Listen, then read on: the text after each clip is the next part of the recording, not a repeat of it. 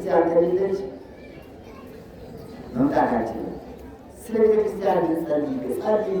አቤቱ እባክህ አብያተ ክርስቲያናት እንዳይቃጠሉ፣ በአንተ ስም የተሰሩት አብያተ ክርስቲያናት ሁሉ እንዳይቃጠሉና እኛ ክርስቲያኖች መሰብሰቢያ እንዳናጣ፣ መግቢያ እንዳናጣ፣ ቅዱስ ሥጋህን ክቡር ደምህን የምንቀበልበት ቤት እንዳናጣ፣ በአንድ ላይ ተሰብስበን አምልኮትህን የምንገልጽበት ቤት እንዳናጣ፣ በአንድ ላይ ተሰብስበን ቃለ ወንጌልን የምንማርበት አውደ ምሕረት እንዳናጣ፣ ልደትህን የምናከብርበት በዓልህን ጥምቀት በዓለ ጥምቀትህን የምናከብርበት፣ ስቅለትህን የምናከብርበት፣ ትንሣኤህን የምናከብርበት፣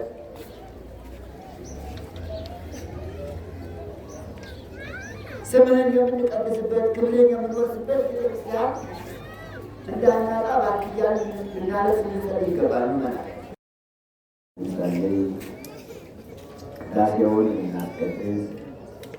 ፈቅዶና ወዶ ሁሉንም ስለሰጠን ስላደረገልን ስሙ ለዘላለም የተመሰገነ ይሁን። በሰላም እንዳሳደረ በሰላም ያውለን። ሰዓተ ሌሊቱን ባርኮ ቀድሶ እንደሰጠን ሰዓተ መዓልቱንም ባርኮ ቀድሶ እንዲሰጠን እሱ ከወደደው እሱ ካሰበው ቦታ እንዲሆነን መልካም ስራ እንድንሰራባት ሲምለት ሲባል እሱ ደስ የሚያሰኝ ስራ እንድንሰራባት እሱ በመረጠው እሱ በወደደው ቦታ እንድንገኝ ቅዱስ ፈቃዱ ይሁንልን። እመቤታችን ወላዲተ አምላክ ቅድስት ድንግል ማርያም የመድኃኔዓለም ወላዲተ እናቱ የእኛ የበረከትና የጸጋ ቃል እናታችን ስሟ የተመሰገነ ይሁንልን። ይህን ዓለም ለማዳን የተሰቀለበት ቅዱስ መስቀሉ ፍቅሩን የገለጠበት ሕማማቱን መከራውን ያሳለፈበት ቅዱስ ነፍሱን ከቅዱስ ሥጋው የለየበት ቅዱስ መስቀሉ ነው። ይህ መስቀሉ በደሙ የከበረ የተቀደሰ ነውና ለቅዱስ መስቀሉ ክብርና ስግደት ይገባል። ምስጋናም እናመሰግናለን። ለእናንተም እንደሚገባችሁ ሊቃውንተ ቤተክርስቲያን በውስጡም በውጭም ሆናችሁ ከቀዳሴያን ጀምሮ ቀዳሴያን ልዑካን በቤተ መቅደሱ ሊቃውንቱ በማኅሌቱ መነኮሳት፣ ቀሳውስት፣ ዲያቆናት በስሱ ባለው አገልግሎት ሁሉ የተሳተፋችሁ አሁንም በመሳተፍ ላይ ያላችሁ እንዲሁ ከሩቅም ከቅርብም ከውስጥም ከውጭም መጥታችሁ በዓለ መስቀሉን ለማክበር ሰንበተ ክርስቲያንን ለማክበር በዚህ አውደ ምሕረት የተገኛችሁ አባቶች፣ እናቶች፣ ወንድሞች፣ ሴቶች፣ ሕፃናትም በየስማችሁና በየማዕረጋችሁ በየቆታችሁ አንድ አምላክ በሚሆን በአብ በወልድ በመንፈስ ቅዱስ ስም እንደምን አደራችሁ? እንደምን ሰነበታችሁ? እንኳን አደረሳችሁ። እንኳን ደህና መጣችሁ። አሜን። እግዚአብሔር ቸር ነው። ቸርነቱን የሚታወቀው የፈጠረውን ፍጥረት ከቁጥር ሳያጎድል እየመገበ እየሰበሰበ በተለይም በቅድስት ቤተክርስቲያን ተገኝተን እንድናመሰግነው ስላደረገ ይህ የቸርነቱ መገለጫ ነው። የእሱ ቸርነት ባይጠራን ኖሮ አንመጣም ነበር። አሁን ሁላችንም ማን እንደጠራን እናውቃለን። ሰው አልጠራም፣ መልእክትም አልተላለፈም። ቸርነቱ ግን ይጠራል። ቸርነቱ ግን መልእክት ይልካል። የቸርነቱ መልእክተኛ ፍቅሩ ነው። የቸርነቱ ጠሪ ፍቅሩ ነው። እሱ እኛን ወዶ ስለኛ በመስቀል ላይ ፍቅሩን እንደገለጠ እኛ ደግሞ ወደ ቤተክርስቲያን በመምጣት በማስቀደስ በመጸለይ በተለይ በየሳምንቱ እሑድ እሑድ ሰንበተ ክርስቲያን ምክንያት በማድረግ ስንመጣ ጣሪያችንና ሰብሳቢያችን ፍቅሩ ነው። መድኃኔዓለም ፍቅሩ ጣሪ ነው። ፍቅሩ ሰብሳቢያችን ነው። በተለይ ለእኛ ለክርስቲያኖች ሰብሳቢያችን እሱ ነው። አሁን ማሰበሰበን ሁላችንም ወንዶችን ሴቶችን ተሰብስበናል። የሰበሰበ ሌላ አይደለም፣ ፍቅሩ ነው። ፍቅሩ እሱ እኛን እየወደደን እኛ ደግሞ እሱን በመውደድ ነው የመጣን። ተገደንም አይደለም፣ ተገፍተንም አይደለም። ፍቅሩ ግን ከያለንበት ቀስቅሶ ከቤታችን ወጥተን ወደ ቤተክርስቲያን መዳ ያደርገናል። የመድኃኔዓለም ፍቅር ማለት ነው። ፍቅሩ ከሁላችን ጋር እስከ መጨረሻው ድረስ እስከ ዕለተ ሞታችን ድረስ ፍቅሩ ከኛ ጋር ሆኖ ሁሌ እንዲሰበስበን ሁሌ ፍቅሩ ወደ ቤተክርስቲያን እንዲያመጣን በፍቅሩ እንድንሳብ የቸርነቱን ስራ እንዲሰራን ቅዱስ ፈቃዱ ይሁንልን። አሜን። በዓለ መስቀሉ ወርሃዊ በዓል ነው፣ ይከበራል። በየአስሩ ወር በ10 በ10 መስቀል በዓል እንደሚከበር ሁላችሁም ታውቃላችሁ። የተሰቀለው መድኃኔዓለም ክርስቶስ ነው። የተሰቀለበት ቅዱስ መስቀሉ ነው። ከዚህ ቦታ ላይ በዓለ መስቀሉ ሊከበር የተሰቀለው መድኃኔዓለም ክርስቶስ ጽላቱ፣ ታቦቱ፣ ቤተክርስቲያኑ እዚህ ስለሆነ የተሰቀለበት ቅዱስ መስቀሉ፣ ፍቅሩ የገለጠበት ቅዱስ መስቀሉ፣ ደሙን ያፈሰሰበት ቅዱስ መስቀሉ፣ ቅዱስ ሥጋውን ክቡር ደሙን ለዓለም ሕይወት አድርጎ የሰጠበት ቅዱስ መስቀሉ የሰው ልጆችን ከወጡበት ለመመለስ ወደ ቦታቸው ለመመለስ ከሀሳብ ወደ ግብ ለመመለስ ከመስቀል ላይ ሆኖ ነው ፍርዱ የሰጠ። ክርስቶስ ተስፋ ሙታን በዐቢይ ኃይል ወሥልጣን አሰሮ ለሰይጣን አግዓዞ ለአዳም ሰላም ይእዜሰ ኩልክታ ወሰላም። ክርስቶስ ከሙታን ተለይቶ ተነሳ። በታላቅ ስልጣን በአምላካዊ ስልጣኑ በመለኮታዊ ስልጣኑ ተነሳ። ሰይጣንን አሰረው፣ አዳምን ነፃ አደረገው። ሰላም ይእዜሰ ይኩን እስካሁ ሰላም ከዛሬ ጀምሮ ፍጹም ተድላ ፍጹም ሰላም ይሁንልን ትላለች ቤተክርስቲያን። እና ይህ ሰላም የሰጠን በመስቀል ላይ ተሰቅሎ ነውና ይህ በዓል ስናከብር በየወሩ የመስቀሉን በዓል ስናከብር ፍቅሩን እያሰብን ነው። የተሰቀለውን መድኃኔዓለምን የተሰቀለበትን ቅዱስ መስቀልና ከዚህ ቦታ የመስቀሉ ጽላት አለ። ታቦተ ሕጉ የመስቀሉ ታቦተ ሕጉ በዚህ አለ።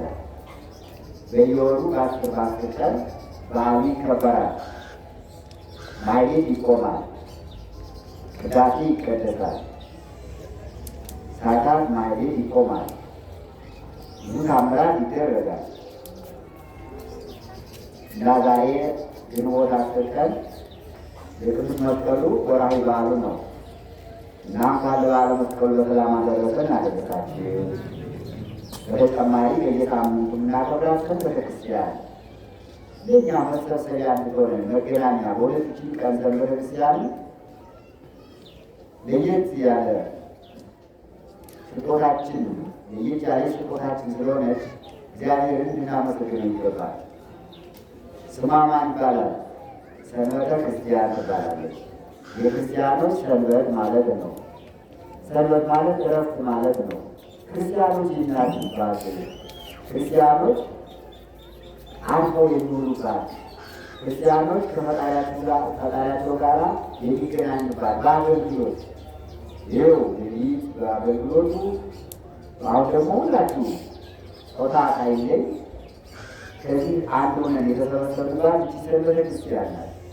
ያ እኮ ባይሰጠን እሷ ባይሰጠን ኑሮ እንዴት እንሰበሰብ ነበር? አንደኛ በየሳምንቱ የምንሰበሰብባትን የምናገለግልባትን ከሱ ጋር የምንገናኝባትን ሰንበተ ክርስቲያን ስለሰጠን፣ ሁለተኛ ደግሞ ሰንበተ ክርስቲያን ብቻዋን ብትሆን ኑሮ አንሰባሰብም ነበር፣ በየቤታችን ነበር የምናከብረው። ግን ሰንበትን የመሰብሰቢያ ቀን የእረፍት ቀን አድርጎ የሰጠን ደግሞ በዚች ቀን የምንሰበሰብባት እችን ቅድስት ቤተክርስቲያንን በደሙ መስርቶ ሰጥቶናል።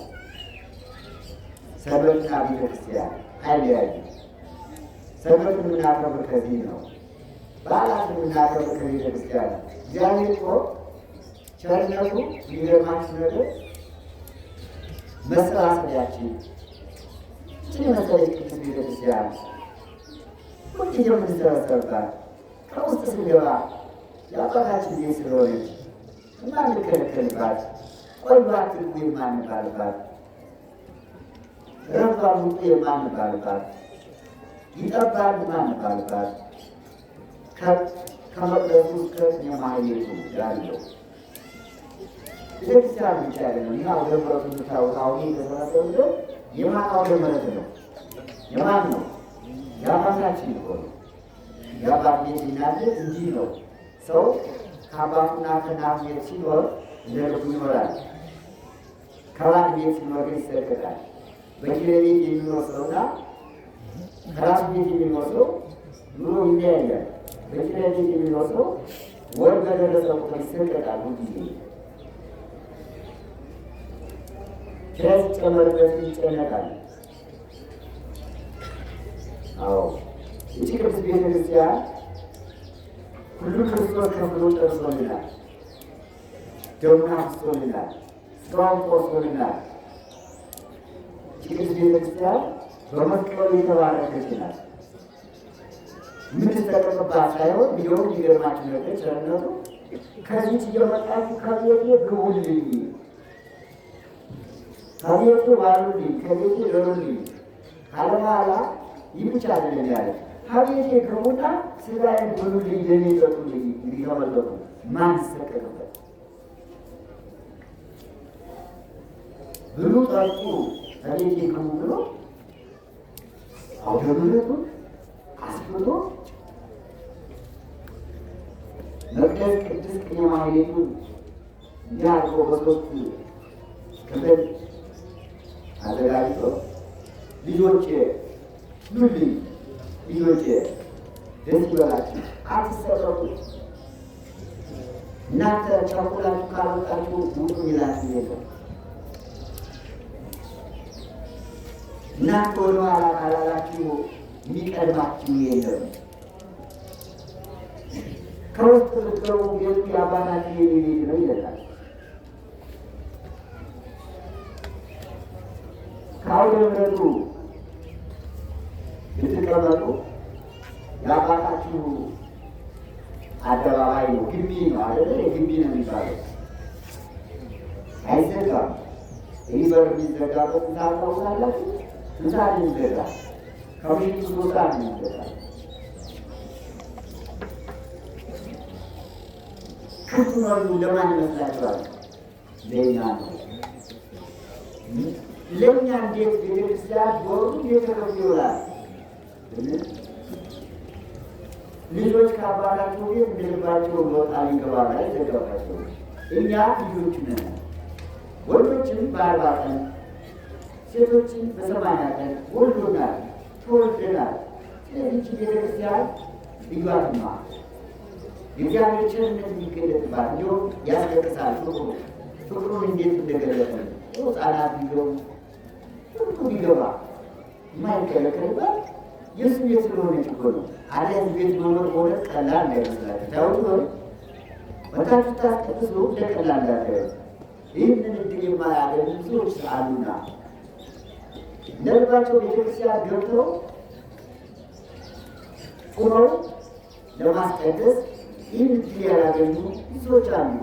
በተለያየ አካባቢ በውጭ ሀገር በተለይ በአረቡ ሀገር የሚኖሩ ወገኖቻችን ይህን ስላገኙ ቅዳሴ ሲቀደስ እንኳን ከሌሎች ቤተ እምነቶች ጋር በመፈራረቅ ሰዓት ተጠብቆ ነው የሚወጡ። ቶሎ በጭፈራ ውጡ ውጡ ተብሎ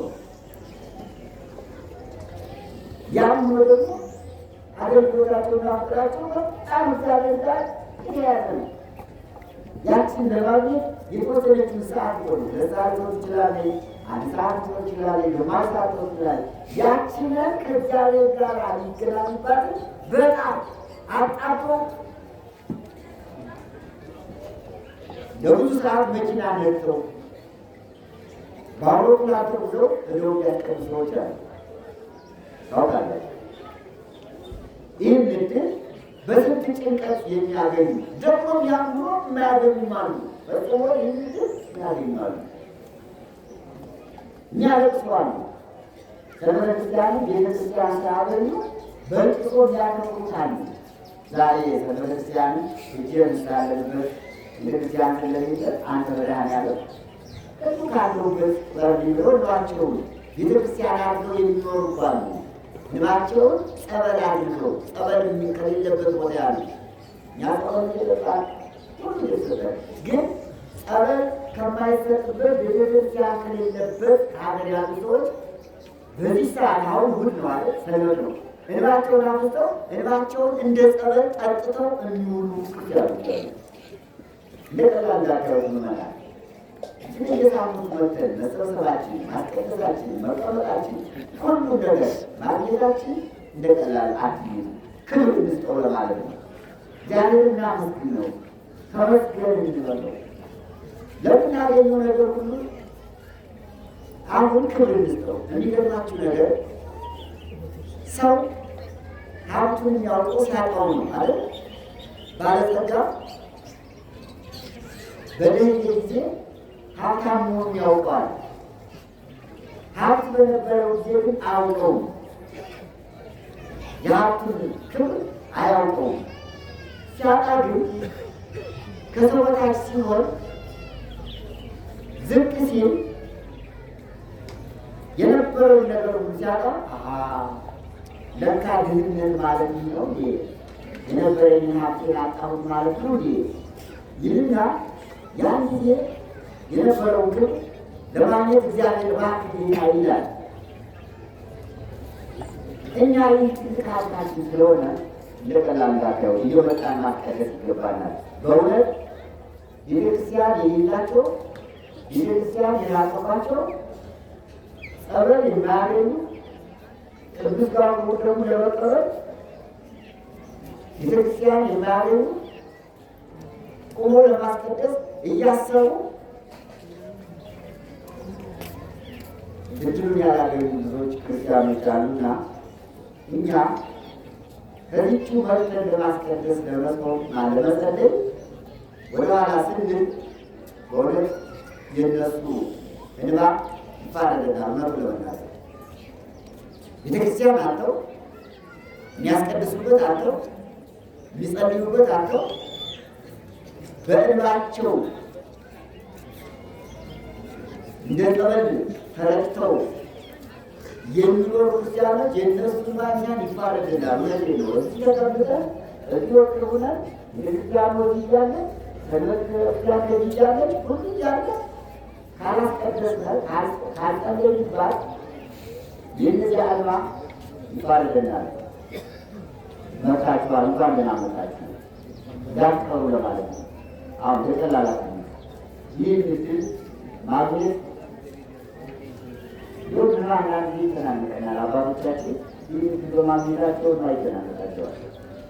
ፍቅርና ቤተክርስቲያን ይዋት ፍቅር እኮ ነው። ሁልጊዜ ማትሰለች የእግዚአብሔር ቤት ስለሆነች እግዚአብሔር ፍቅር አለባችሁ። ቤተክርስቲያን እኮ ሁልጊዜ ስለያዝናት እኛ ልናቀላት እንችላለን። ስለለመድናት ልናቀላት እንችላለን። አደራችሁ ምዕመናን የቤተክርስቲያንን ፍቅር ከልባችሁ ጻፉ። የቤተክርስቲያንን ፍቅር በልባችሁ ሰሌዳ ጻፉ። ቅድም እንዳልኩት የታጣለ ሁሉ ይታወቅና ያስጨንቃል።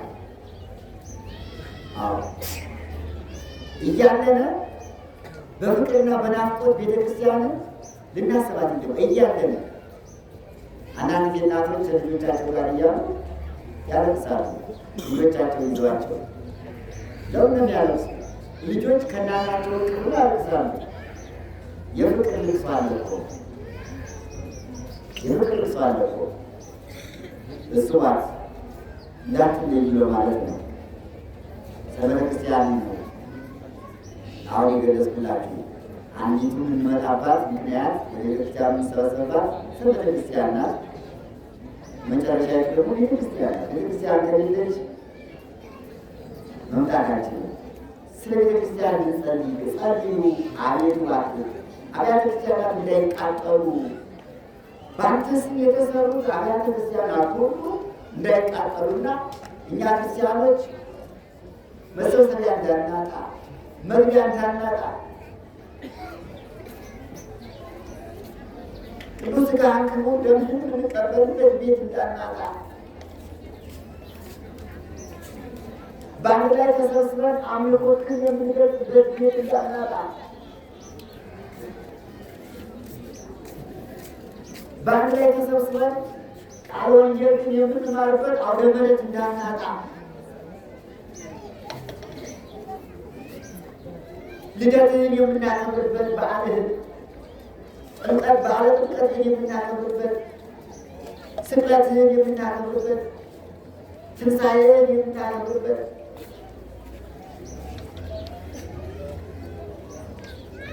ስምህን የምንቀድስበት፣ ክብርህን የምንወርስበት ቤተክርስቲያን እንዳናጣ እባክህ እያልን ልናለቅስ ልንጸልይ ይገባል። ማለት ዛሬ ከዚህ ሆነን የቤተክርስቲያንን ፍቅር እያለቀስን እየጸለይን ለእሱ ልንነግረው ይገባል። ዘመኑ አስቸጋሪ ዘመን ነውና፣ ዘመኑ የከፋ ዘመን ነውና አስቸጋሪ ስለሆነ ይህችን ቤተክርስቲያንን እንዳናጣ፣ ይህችን ቤተክርስቲያንን ልንጸልይባት ብቻ ሳይሆን ልንጸልይላት ይገባል። አሁን የተሰበሰብ ልንጸልይባት ነው፣ ግን ስላለች ነው ልንጸልይባት። ጸንታን ስትኖር ልንጸልይላትም ይገባል፣ ልንጸልይላትም ይገባል። ስለ ቤተክርስቲያን ሰላም ቅዳሴው እንዲያለ የሚለው ጸልዩ ቤተ ሰላም ቤተክርስቲያን። ስለ ቤተክርስቲያን ሰላም ጸልዩ። ቤተክርስቲያን ሰላም ካጣች እኛ ሰላም አናገኝም። ቤተክርስቲያን ስርዓት ወርዷ ካልተጠበቀ እኛም ቤተክርስቲያን ጸንተን አንኖርምና ምዕመናን አንዳንድ ጊዜ ፍቅር ያስለቅሳል። የእናት ፍቅር በቅርብ በሩቅ ብሎ ያስለቅሳል። ደስታም ያስለቅሳል፣ ሐዘንም ያስለቅሳል። እና አሁን እኔ እናንተ ሳያችሁ ተሰብስበን በአንድ ላይ ሳያችሁ እግዚአብሔር አምላክ መድኃኒዓለም ይህችን መሰብሰቢያ ቤተክርስቲያን ባይሰጠን ኖሮ እንዴት እንሰበሰብ ነበር የሚለው ከልቤ ገብቶ ነው። ጠቃይችን ሰርቶን በደሙ በመስቀሉ ባርኮ በጣም እንሰበሰባለን። ዛሬም ነገም ሳምንቱ እንሰበሰባለን። ፍቅሯ ያስለቅሳል። ሁሉ ስለምናገኝባት ቅድም እንዳልኩት ባንከለከልባት ቤት ወተን የሚገባባት ቤት ሌላ የለንም። እንኳን በሕይወታችን በሞታችን እኮ ሁልጊዜ ቤታችን ይጎላል። አባቶቻችን እኮ እዚህ አጥም ያሉ በዚህ ቅጥር እኮ ነው ያሉ። አባቶቻችን እኮ አቅማቸው እዚህ ቤተክርስቲያን ቅጥር እኮ ነው ያለ።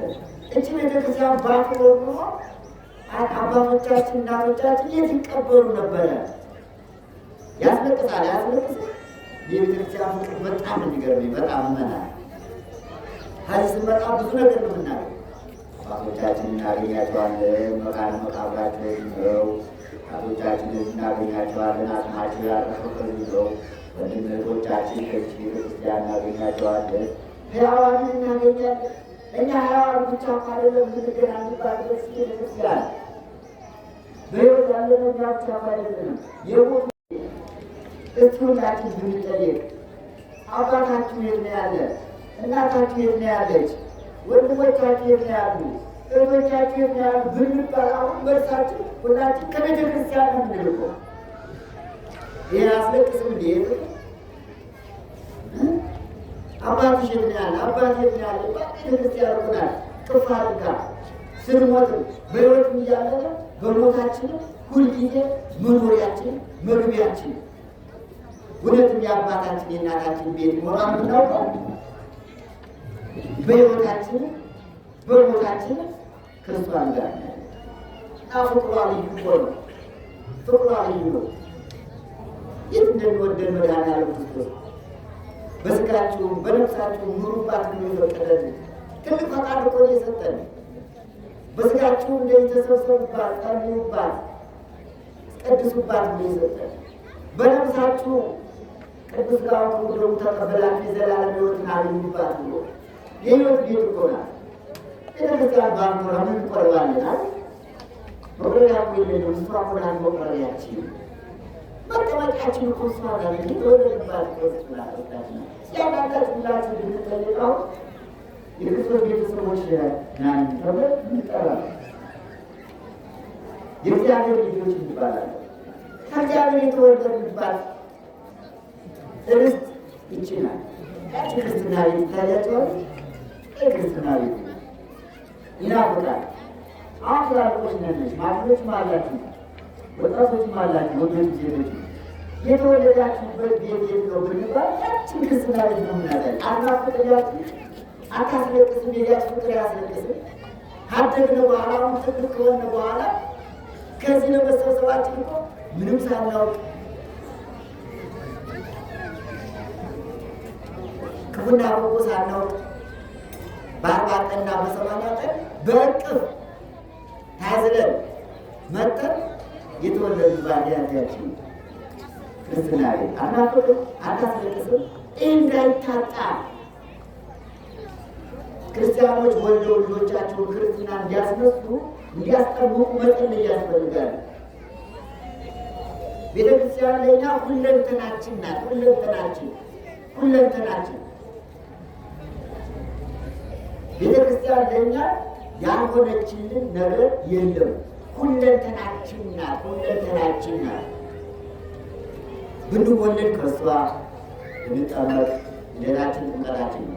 ብንጠመቅ በቤተ ክርስቲያን፣ ብንቆርብ በቤተ ክርስቲያን፣ ብንዳር በቤተ ክርስቲያን፣ ዲያቆናቱ፣ ካህናቱ፣ ቀሳውስቱ ክህነት ቢቀበሉ በቤተ ክርስቲያን፣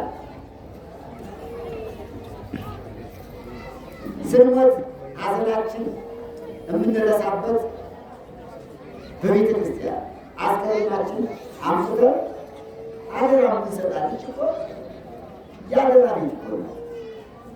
ክርስቲያኖች አንዳንድ ጊዜ መለስ ብለን ማስተዋል ይኖርብናል። በልማድ መኖር የለብንም። እንዲሁ ነበር የጌታ በረከታቸው የደረሰን የታሪክ ሊቃውንት ምክር መኮንን ለምሳሌ ምዕመናን የሚለው ነበረች መረጠየት ነው። ምዕመናን መመላለሳችን በልማድ እንዳይሆን ይሉ ነበር። ታስታውሳላችሁ የነበራችሁ ሰዎች። በልማድ ማለት እንደዚሁ መውጣት መግባት እንዳይሆን ማለት ነው። ይህን ማሰብ ነው። ይህን ማሰብ እናቴ ቅድስት ቤተክርስቲያን አባቴ የሰጠሁሽ እናቴ የሰጠሁሽ ብለን የሞቱት ወገኖቻችን አምተን ስንሰጣት በመጽሐፈ ቅዱስ እንዲሁም ይላል አርባዕነ ለኢኮ እምነ ቅድስት ቤተክርስቲያን። አንቺ ቅድስት ቤተክርስቲያን ወደ አንቺ ሰጥተሻል። አባቴ ሰጥቼሻለሁ፣ እናቴ ሰጥቼሻለሁ። ያገራ ቤቱ እኔም ነገሮች ወደ አንቺ እስክመጣ ድረስ ብለን አደራ የሚሰጣት የአደራ ቤታችን ናት። ቅርሳችን ናት እኮ ቅርስ የአዳም ልጆች በሙሉ በቅርስነት የሚገኙ በመቃብር ቤተክርስቲያን።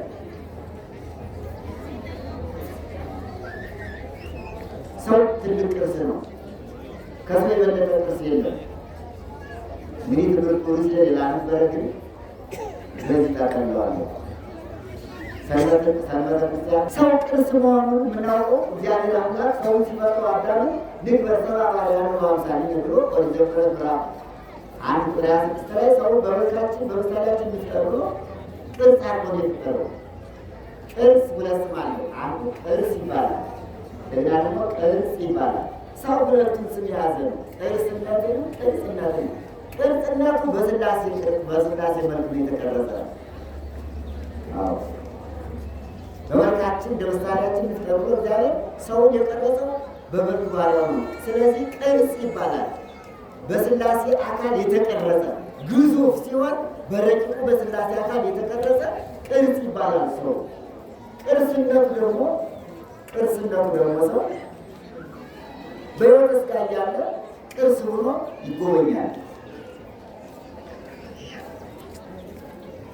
የሰው ቅርስነቱ የሚገርማችሁ ነገር ጎኑ እግዚአብሔር ነው። በእግዚአብሔር ላይ ሁልጊዜ የሚጎበኝ ቅርስ ነው ሰው።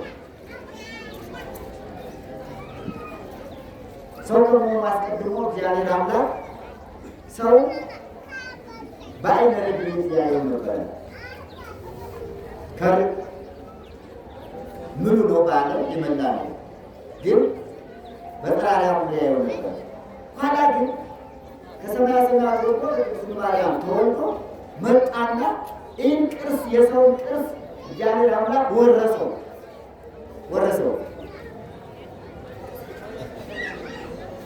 ምን ነው እሱ? ስጋ ማለት ነው። ቅድስት ማርያም ነፍሷን ስጋዋን ሲዋሃድ የሰውን ቅርስነት ወረሰው። ራሱ ባለቤት መድኃኒዓለም ከሰማይ ወርዶ ነው ይህ ቅርስ የተዋሃደው። አዳም ቅርስ ነው፣ ሔዋን ቅርስ ናት። አሁን እዚህ ያለነው ሁሉ ቅርስ ጠባቂዎች ነን። መልካችን፣ ቁመታችን፣ ሁለንተናችን ወንዶች የአዳም ልጆች ነን፣ ሴቶች የሔዋን ልጆች ነን። ስለዚህ ሁላችን ቅርሶች ነን። የአዳምና የሔዋን ቅርስ ጠባቂዎች ነን። የሥላሴን መልክ ይዘን በቅርስነት የምንታይ ነን። ቅርስ ይጠበቃል። ቅርስ የሚወድቅ ነገር የለውም። እንደምታወቁት በባህልና በቱሪዝም እንደሚታወቀው እንዲያውም አዲስ ነገር አይፈለግም። የሚፈልግ ጥንታዊ ቀዳማዊ የሆነ ያለ ጊዜት ብሎን ቅርስ በጣም ክቡር ናት። ስለዚህ ሰው ሲሞት አጽሙና ስጋው ቅርስ ብሎ በቅርስ ተቀምጧል ይቀመጣል። እቺ የቅርስ ቦታ ማናት? ቤተክርስቲያን። ይህ አንዳንድ ጊዜ ይገርመኛል።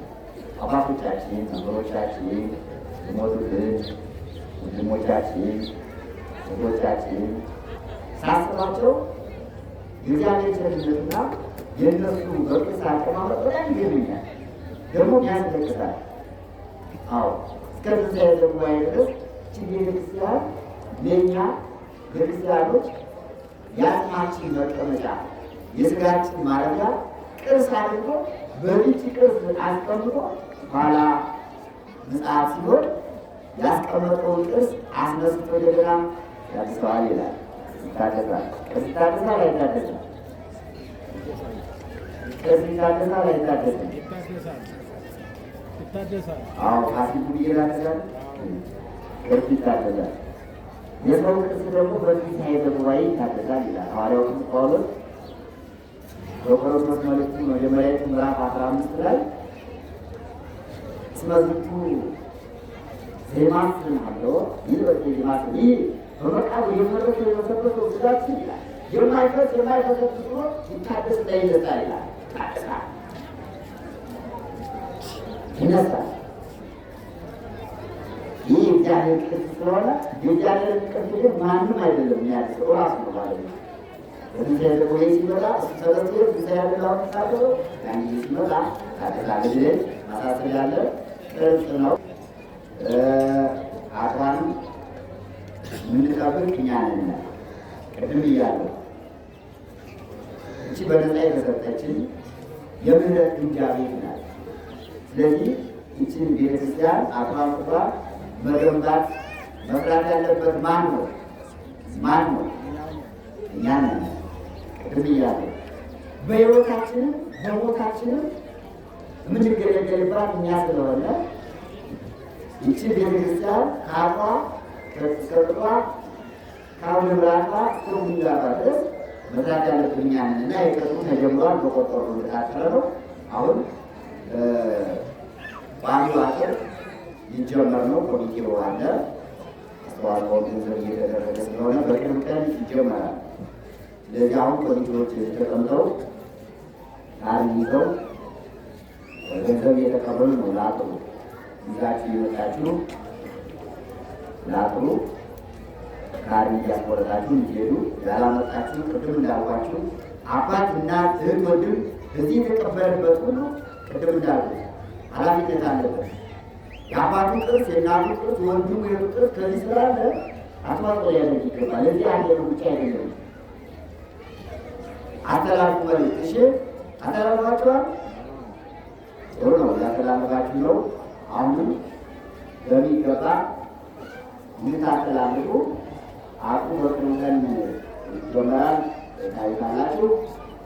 የጀመረ ነገር ደግሞ በስጦታ የሚፈጸምና በጸሎትም በጸሎትም የተጀመሩ የሚፈጸም ቅድም እንዳልኳችሁ ቤተክርስቲያን እንዳናጣት ሁለት ነገሮችን ተናግሬያለሁ።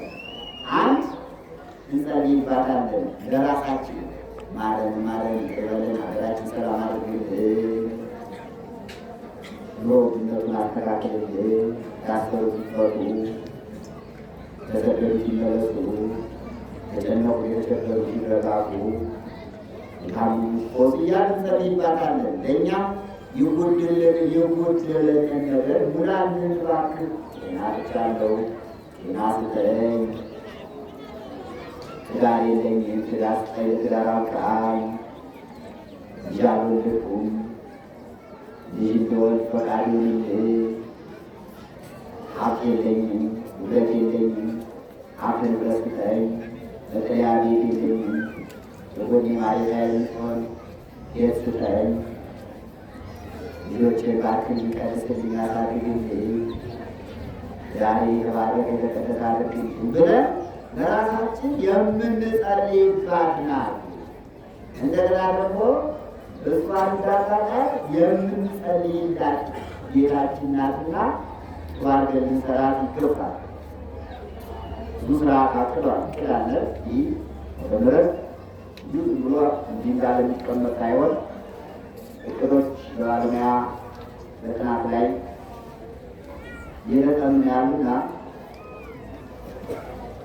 ከዚህ ባለው በተሻለ መልኩ ጥሩ ሆና ተሰርታ አሁን ካለው አገልግሎት የበለጠ ሰፊ አገልግሎት እንድትሰጥ ከባቢያው ለምሳሌ ይላል። አገልግሎት ከተባለ ወደ ሁለት ቢሆን አገልግሎት ይችላል አይደል?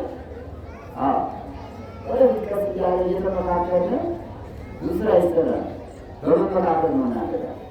በመካከልነት አጥቂ ይነሳል። እዚህ አካባቢ አለ ወደ ሁለት ጉልጃ ይሰራል። በመመካከል አሉ ቅድም እያለው ቅርስ ነው እያቸዋል አለ። ቅርሳችን አጥፋችን በክብር አስቀምጠን ዝም ብለን አለ። በዚህ ላይ መመካከል ይኖራል። እናንተ ፈቃደኞች ናቸው። ቤተክርስቲያኑ አቅርቦቱ እንዲሰራ ወደ ምረቱ እንዲሰራ ፈቃደኞች እንደሆናችሁ እናውቃለን። ለውጥ አይተናላ። ይህ ተሰራ እንደምታው ይህ ተሰራው ይህ አብሎ ተሰራ ሬዲዮ ተሰራ አብሎ ተሰራ አሁንም ይቀጥላል። እጃችን አጣጥፎ ቁጭ አለ። ገና ብዙ ይሰራ ነው። የሚሰራው ፈቃዱ ባለመዳን ያለ እኛ ሰው አይደለም። የሚሰራው ስራ ሁሉ የእሱ ስራ እሱ ካለቀለ ትንሽ ነገር ማስቀመጥ ይችል ሳርኳል ይችል ተጎዘጎዘች ይችል ሳር እንዲያጣስቶ ከዚህ ይመጣል አይቻልም። እሱ ካልፈቀደ ከዚህ ላይ የሚቀመጡ ነው አሞራዎች አሉ ታዋቂያሉ ስለፈቀደላቸው ነው። ቤተክርስቲያን ነው ነው ቅስነታ ይይትማ አሁንማ እንዳችሁ ቤተክርስቲያን ነው የሰው የወጉ ያሉ ከመጠለያ ቆራጠኝ ማለት ያላን ጊዜ እግዚአብሔር ሰዎች አሉ ዛሬዎች የትኙና ማለታችሁ እዚህ ነው አጥሩ ታቆም ከማይ ነገር ለኛ ታቆም ለምሳሌ ከነዛ ወረዳ የት ቦታ ሁኔታ ይገኙ ታገኛላቸው። ክርስቲያን ካለ ወደ ከዚህ ትራፊክ ወደ ሌላው ላይ ይገኙ እግዚአብሔር ፈቅዶላቸው ብዙዎች ናቸው። ይህ ከተማ ስለሆነ ጫካ ስላልሆነ ቤተክርስቲያን በገጠር መላካው በገዳማቱ ሌሎች በጣም አራዊቶች እንስሳቶች መጠለያ ናት። ያው ሲፈቅድ ነው ችንን ሳር ላይ ጣል ማድረግ አይቻልም። እሱ ካልፈቀደ አፋችን ችንን ልሳን ብሎ መሳም አይቻልም። በፍጹም ጉልበታችን ልንበርከት እስገድ ብሎ እሱ ካልፈቀደ መስገድ አይችልም። በምንታ እሱ ፈቅድ ነው ማለት ነው። እና የሚሰራው ስራውን ሁሉ በእሱ ፈቃድ ነው። በእሱ ፈቃድ ነው። እሱ መጀመሪያ ይፈቅዳል። ከፈቀደ በኋላ ያስጀምራል። ያስጀመረውን ደግሞ ያስጨርሳል። አሁን እያስጀመረንን በሰላም ያስጨርሳል። በልተው ጠጡ ጠጣ እጅግ በልተው ጠገቡ። በልተው ጠገቡ በዚህ በልተው ጠገቡ በሉ የዳዊት መዝሙር 37 ቁጥር 29 ላይ የተጻፈ ይነቃል ነው። ዛሬ የተሰበከው ምስራት ይህ ነው። በልተው ጠገቡ በልተው ጠገቡ በአቦም ለፍቶቶም የወደዱት ሁሉ ሰጣቸው ይላል። በየቦም ዘረፈሉ ከተመኙት ካሰቡት ወደዱት ሁሉ አላሳጣቸውም ይላል። እግዚአብሔር ቸርነት ይመሰክራሉ። አባቶቻችን ናቸው። እስራኤል አባዝነ ከግብፅ ከወጡ በኋላ በምድረ በዳ ሲኖሩ ውሃው ከድንጋይ ይፈልቅላቸው ነበር። መናው ከደመናው ይፈልቅላቸው ነበር። ስጋ ማራቸዋል። ስጋ ስጋ ስጋ ስጋ ስጋ ስጋ ስጋ አሉ። ሙሴ መመሪያቸውና ሄደው ጮሁበት። ስጋ አምሮናል፣ ስጋ አምሮናል፣ አሳ አምሮናል፣ ዶሮ አምሮናል፣ የበግ ስጋ አምሮናል፣ የሙክር ስጋ አምሮናል፣ የበሬ ስጋ፣ የላም ስጋ አምሮናል አሉ። ወደ እግዚአብሔር አመለከታል። አጭር ወደ እግዚአብሔር አመለከታል። ራሱን ስጋ እያሉ ነው። ነገ ተዘጋጁ በላቸው ይወጣሉ። ጌታዬ በጣም ብዙዎች ናቸው። 600,000 ስልሳ አባዳላቸዋል። 600,000 ናቸው ብዛታቸው። እና ለእነዚህ ዛሬ አሁን በባህር ያለው አሳቡ ቢሰበሰብ በዓለም ያለው በጉ ቢታረድ ዶሮ ቢታረድ ከብቱ ቢታረድ ሀምነሉ ስራ ይመጣል እንጂ የባህልና ሙሴ እንችላለ አሳውን የፈጠሩት እንጂ በጉ የፈጠሩት እንጂ ዶሮ የሚ ከብቱ የሚ ይችላል። ተዘጋጁ በላቸው ይላሉ። ምን ሰዓት ነው አለ ለማዳ ተዘጋጁ በላቸው አለ። ይሄን ተዘጋጁ ወረደ። በነፋስ አወጣው። በነፋስ እየተቀለለ መጡ። አሳ መጣት ዶሮ መጣ። የበጉ ስጋ መጣ። ትኩስ ነው ደግሞ የሚገርማችሁ ትኩስ ስጋ እኮ ነው። እግዚአብሔር ሲመጡ ምመና ሲያበላ ትኩስ ስጋ እኮ ነው። ያደረ በግሪክ ይጨረሳል። የግሪክ ስጋ እንትኑ ይጨረሳ ነው ብሎ የግሪክ ስጋ ጥሩ ነው። ያው በላሽ ብለን ነው እንጂ ቀድሞ ፍሪ ሳይኖር አባቶቻችን እንጀራቶ ስንሆን ያስቀምጡት ነበር እኮ አንዳንድ አይነት ላሉበት እንዳይበላሽ እንዴት አድርገው ነበር ቋንጣ ነበር የሚለው እንጂ በፍሪጅ አድርገው ይህንን እንትን የጨረሰ ሁለገናውን የጨረሰ ነው እኮ መስቀል ይቻላል። ካድሬው ታቀሙ የዘልዘላችሁ ሰላችሁ አንዱ ላይ አይቻልም። የትኛው ነው የሚጣፍጥ? የፍሪጁ ስጋ ነው የሚጣፍጣችሁ ወይስ ቋንቋው ነው የሚጣፍጣችሁ? አዲያ ቀርቦ አባቶቻችሁ ፍሪጅ አላቸው። እግዚአብሔር የፈጠረላቸው እንጂ ፀሐይ እኮ ለእነሱ ፍሪጅ ይሆናል። ይሄ የበደው ስጋ ይዘለዘልና ገመድ እዚያ ፍሪጅ ድረስ ዘረጋና ሲሰቀል መቼም በአንድ ቀን ፀሐዩ ፍሪጅ ማለት ነው። ያ ብዙ ፍሪጅ ገንዘቡ ብዙ ዋጋው ያለ ይሄ እያላችሁ አትጨነቁ። እግዚአብሔር የሰጠነ ፍሪጅ ፀሐያለች ስልጣኑት አሞራ ቢወስድባችሁ ጠብቁ እና ቋንቋው ይጣፍጣል።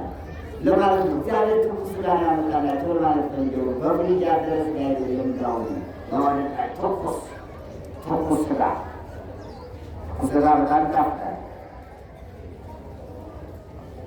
ምላስ ከንበር ይባላል። ላላጆች ቶሎ ቢኖሩት እንዳልሆነ የትቁሉ አታውቁትም እንጂ አካሉ ይመስላል። አረዳችሁ ያምላክ አትሆኑ ሰራተኛ ሴቱ እንደረጋግ ትኩስ እንጀራ የምትበላ ሰራተኛ፣ ወንዱ በሪያያት ሰንበር አድማት የሚበለው ማን ነው? አራጅ ናተናል። በገንዘጃቸው ተቆርሰን ሴቱ ማጀት አይገባ፣ ወንዱ አድራቅ አይገባ፣ አይቀምሳያ አይንስ ትኩስ ጋ ምን ማለት ፈልጌለው ባጭሩ ነው። ይመናል ትኩስ ስጋ አወርድላቸው እንዳይጸየፉ ከመሬት 2 ክንድ ከፍ አደረገው።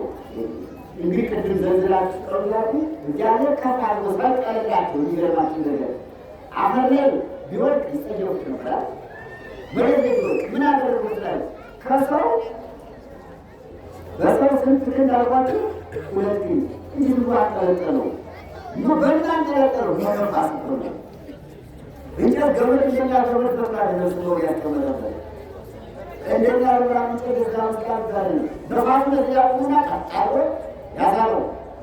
2 ነገር አለው ነፋስ፣ 1 ይሸከማል፣ 2 ደግሞ ያደርቃል። ሁሉ ነገር በነፋስ ነው።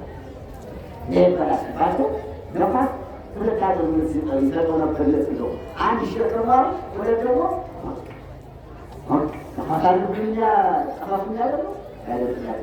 ይያባበላችሁ ይዘኑ በሩ ወጣው ተጣጣ በሩ አጥተው እስራኤል ባንድ ቀን አቤቱ ጋር አምላክ ሆይ ባክለ ነው ያን ስጋ ያወረድላቸው።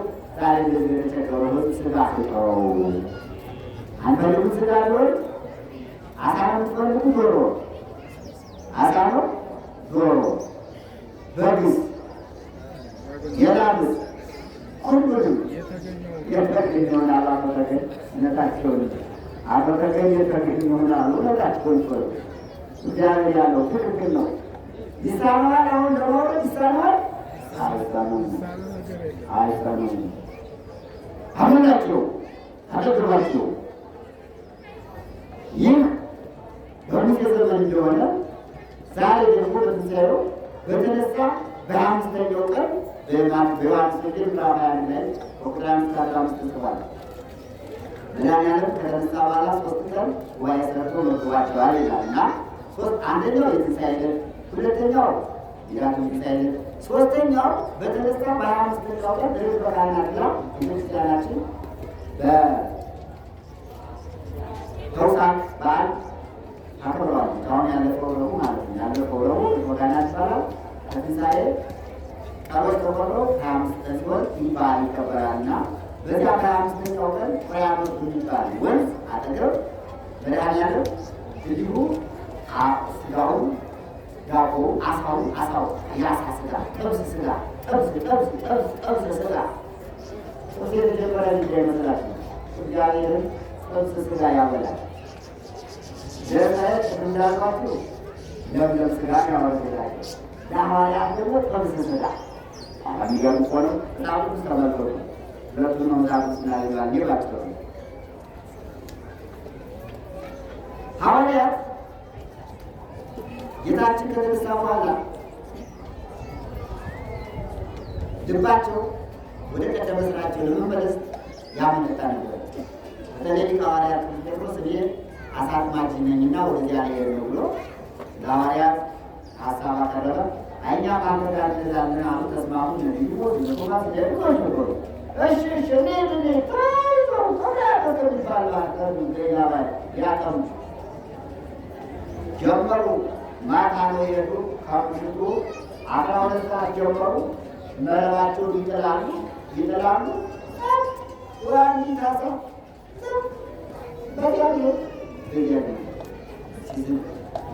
ራሳቸው ምን ሲያገኙ 12 ሰዓት አሳለፉ።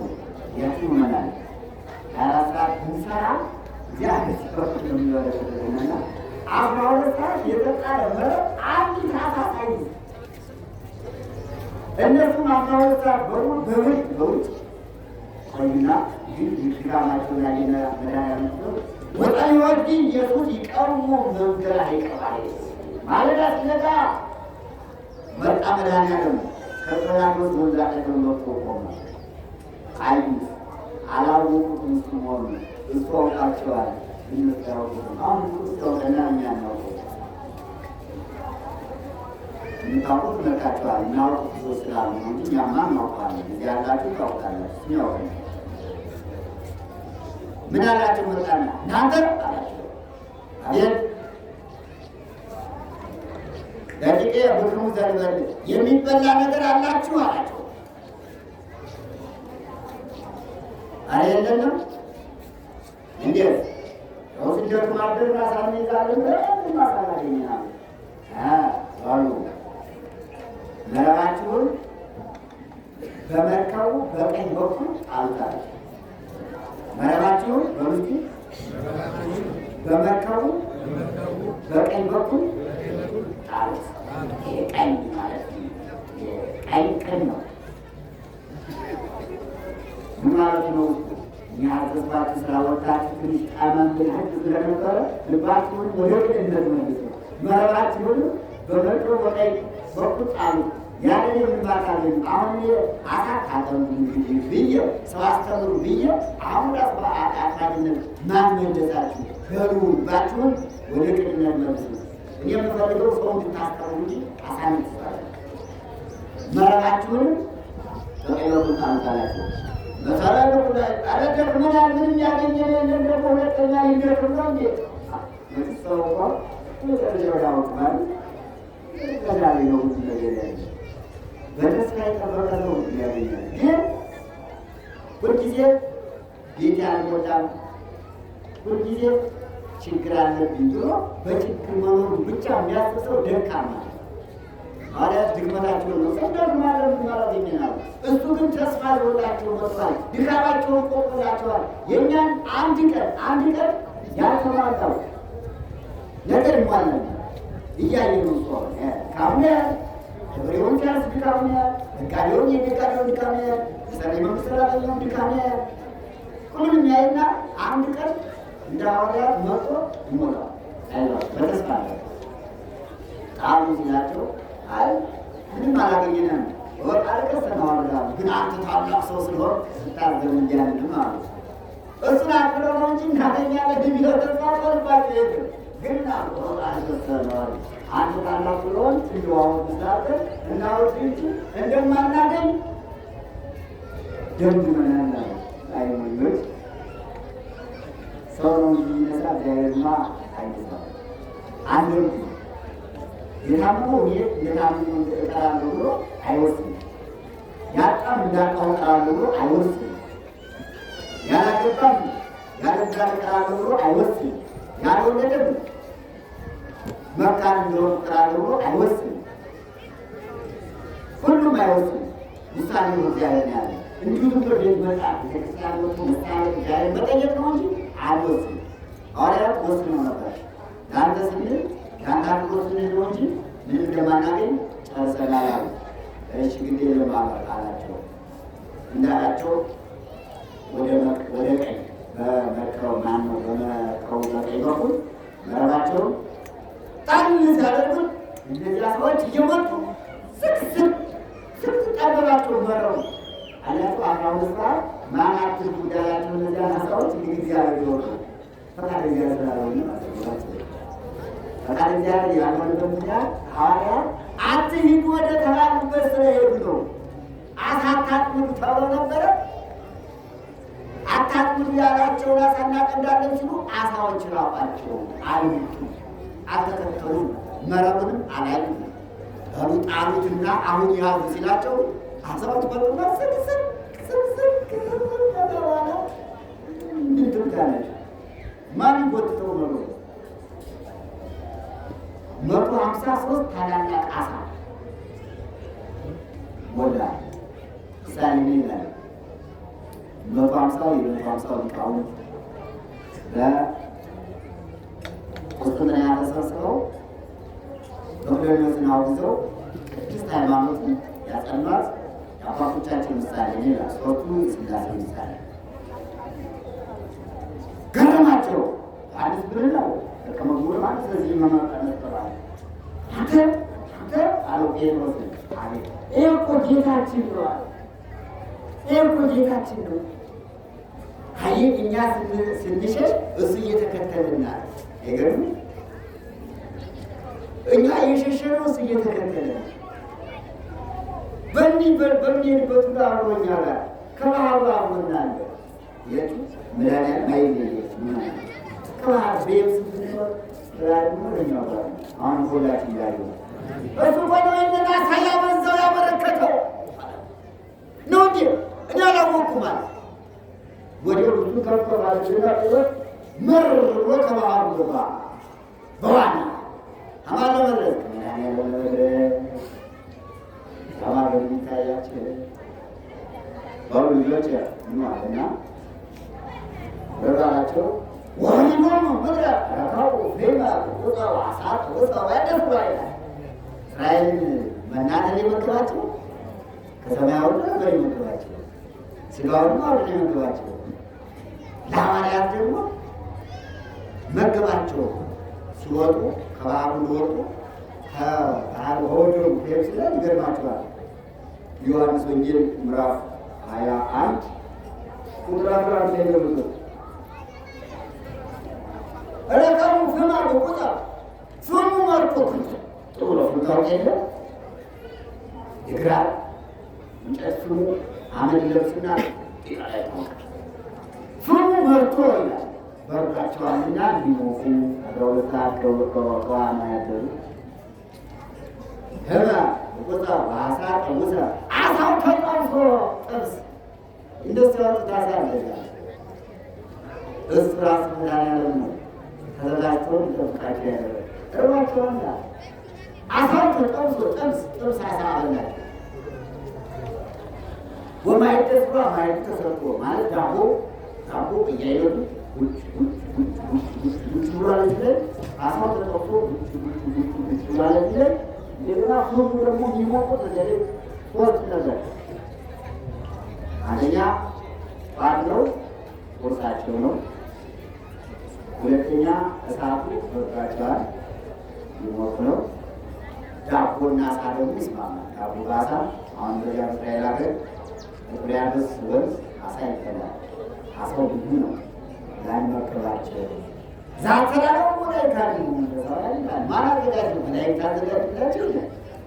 ቀድሞስ ለሙሴ የሚያወርድ ማን ነው? ቅዱስ ሚካኤል።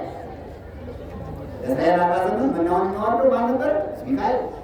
መላእክት እንዴት ያዘጋጃሉ የሚል ሰው ካለ ቀድሞ መጽሐፍ ቅዱስ ቀድሞ በእነ ሙሴ ጊዜ መልአኩ ነበር የሚያወርደው ከሙሴ ጋር። ዛሬም ደግሞ ለሐዋርያት መላእክትን አዞላቸው መላእክት አሳ ጠብሰው ዳቦ አዘጋጅተው ሻፉ አዘጋጅተው ጠብቋቸው። ሁላችሁም መሬታችሁ ይጠብቃችሁ። በመላእክት ተራዳኢነት መድኃኒዓለም በቤታችሁ ያለው ሁሉ ይባርክላችሁ። እና ይህ ዛሬው በዓላችን ርክበ ካህናት ይህ ነውና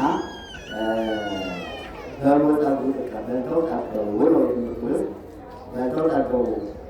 መብላት ካላጠገቡ ደግሞ ይመናል የመብል ውጤቱ የላይ የሚታወቅ ሲያጠጉ የመጠጡት ደግሞ ያደጋል። ውሃ ውጤት የለው ውሃ አለው። በጣም ተንጠጥለ ጉሮሯችን ነቶ ገና ሲቀዳ ስናየው ሳይላችሁ በብርጭቆ አንስተን እናደርገው ማለት ያደርጋል። የውሃ ውጤቱ የሚታወቃል። የቀመሰ ውሃ ጠጥቶ ሲለታ የውሃ ውጤት ይታወቃል። እርወነተን ሰብስበን ሳለ ደግሞ ዳቦ እንጀራው ውስጥ አድርገን የሆዳችን ሲል የምግብ ውጤቱ የዳቦ ውጤቱ በምን የሚታወቅ በማጥገቡ ነው። ስለዚህ የማያጠግብ ነገር ውጤት የለውም። ለዚህ ነው በሉ ካለ በኋላ ዳሮች በሉ ጠብቀው በሉ አንጠገምና ይነጋል ያድሮ አጥግባቸዋል። ቀድሞ አባቶቻችን እስራኤልን ስጋውን መናውን አውጡ አሁን አድርገው ኋላ ደግሞ በስጋዊው ከትንሣኤው በኋላ በተነሳ በ5ኛው ቀን አባቶቻችን ሐዋርያት የተጠበሰውን አሳ የተጋገረውን ዳቦ ከመጠሩ ጋራ መግባቸው አምቴ በአንሶኝም ራቃ ይገኛል ጀምሮ ላስፈጸመን ሳስራት ጀመረን ለሩጃ ምስጋና ይድረስ። በየቤታችሁ ይህ በረከት ይቆያል ያደርግላችኋል። ተስፋ አትቁረጡ። ሐዋርያቱ መረቡን ጣሉ ሲባሉ ተስፋ ቆርጠው ነበር።